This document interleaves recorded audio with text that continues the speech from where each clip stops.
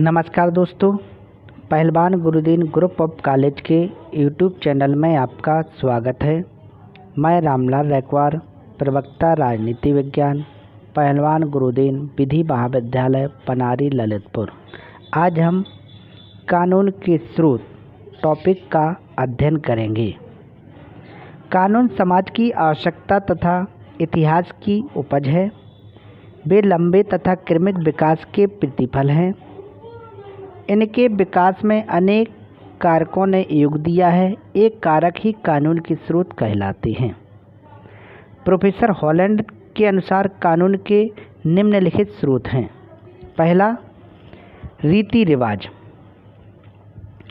रीति रिवाज कानून के प्राचीनतम स्रोत हैं। उन्हें कानून की आधारशिला कहा जाता है। वुडरो विल्सन ने अपने शब्दों में कहा है कि प्राचीन काल में जबकि सभ्यता अपने विकास के प्रथम सोपान में थी, निम्नलिखित कानूनों का सर्वथा अभाव था। आधुनिक युग की भांति उस समय कानून बनाने के लिए विधानमंडल न थे। सारी व्यवस्था इन रीति रिवाजों पर ही आधारित थी। राजा और प्रजा सभी इन रीति रिवाजों के अनुसार आचरण करते थे। इनके विरुद्ध जाने का साहस नहीं करते थे। प्राचीन राज्यों में कानूनों का संग्रह बहुधा इन्हीं रीति रिवाजों के संकलन मात्र ही थे। भारत में मनुस्मृति इस प्रकार के संकलन का उदाहरण है। अगला जो कानून का स्रोत है, धर्म। प्राचीन काल में सामाजिक जीवन का कोई भी पक्ष धर्म की परिधि से बाहर नहीं था। वास्तव में प्राचीन काल में ही धर्म ही कानून था। समाज के प्रत्येक नियम का आधार धार्मिक आज्ञा थी। भारत में हिंदू और मुसलमानों के कानून उनके धार्मिक ग्रंथों, स्मृतियों, कुरान और हदीस में लिखे हुए हैं। यूरोप में पोप ईसाइयों का आध्यात्मिक अध्यक्ष तो था ही, साथ ही राजनीति में भी उसका पूरा प्रभाव रहता था। आज भी धर्म का कानून पर प्रभाव समाप्त नहीं हुआ है। अपने ही देश में हिंदू और मुसलमानों के कानूनों का धर्म से घनिष्ठ संबंध है। विल्सन के अनुसार रोम का प्रारंभिक कानून धार्मिक नियमों का संग्रह था। इस प्रकार कानूनों की उत्पत्ति में धर्म का महत्वपूर्ण स्थान है।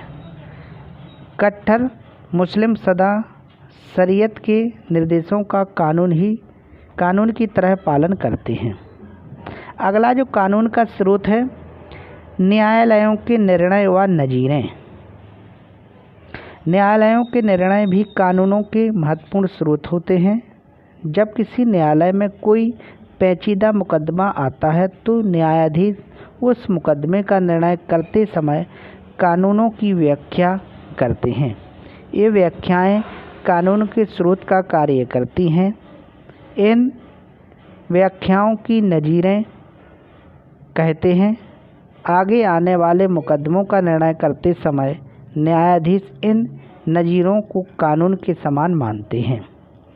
अगला जो कानून का जो स्रोत है, विद्वानों की टीका टिप्पणी। विद्वानों की टीका टिप्पणी से भी कानूनों का निर्माण होता है। कानूनों के प्रसिद्ध ज्ञाता कानून के आधारभूत नियमों की व्याख्या करते हैं और उस पर भाष्य लिखते हैं। वे प्राचीनतम कानून की समीक्षा करते तथा खराब कानूनों के सुधार के लिए सुझाव पेश करते हैं। भारत में मनु, याज्ञवल्क्य, पाराशर तथा विज्ञानेश्वर, यूनान में सोलन, इंग्लैंड में ब्लैकस्टोन आदि ऐसे ही भाष्यकार हुए हैं। आज भी जब कोई न्यायाधीश किसी विधिज्ञ भाष्यकार के मंत्र को एक बार स्वीकार कर लेता है तो वह कानून का अंग बन जाता है। कानून का जो अगला स्रोत है, न्यायाधीशों की न्याय भावना। कभी कभी न्यायालय में कोई मामला ऐसा आ जाता है जिसके संबंध में कोई कानून लागू नहीं होता है। ऐसी स्थिति में न्यायाधीश को भी उचित एवं न्यायसंगत प्रतीत होता है, उसके आधार पर वे निर्णय देते हैं। न्यायाधीशों के इस प्रकार के निष्पक्ष और न्यायपूर्ण निर्णय भविष्य के लिए कानून बन जाते हैं। अगला जो कानून का जो स्रोत है, विधायन या विधि निर्माण। आधुनिक युग में विधायन कानून का सबसे महत्वपूर्ण स्रोत माना जाता है। आजकल अधिकांश कानूनों का निर्माण विधानमंडलों द्वारा किया जाता है। विधानमंडल कानूनों की आवश्यकतानुसार सुधार संशोधन करते हैं तथा अनावश्यक कानूनों को समाप्त करते हैं। विधायन के महत्व पर प्रकाश डालते हुए प्रोफेसर गिलक्राइस्ट ने लिखा है कि वर्तमान भारत में व्यवस्थापिका ही कानून का मुख्य स्रोत है और यह दूसरे स्रोतों को पूर्ण करने में भी सहायक है। इस प्रकार वुडरो विल्सन ने लिखा है कि रीति रिवाज कानून का सर्वप्रथम स्रोत है, किंतु धर्म भी उसी का समकालीन उतना ही महत्वपूर्ण और राष्ट्रीय विकास का लगभग वैसा ही स्रोत है। न्यायिक निर्णय अधिकारी बनकर आया और औचित्य के साथ कदम मिलाकर चला।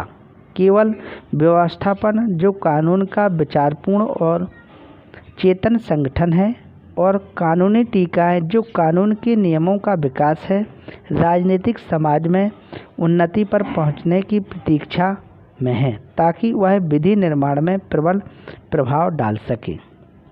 अतः इस प्रकार आज हमने कानून के जो प्रमुख स्रोत हैं, रीति रिवाज, धर्म, न्यायालयों के निर्णय व नज़ीरें, विद्वानों की टीका टिप्पणियाँ, न्यायाधीशों की न्याय भावना, विधायन या विधि निर्माण आदि बिंदुओं पर विस्तृत चर्चा की। धन्यवाद।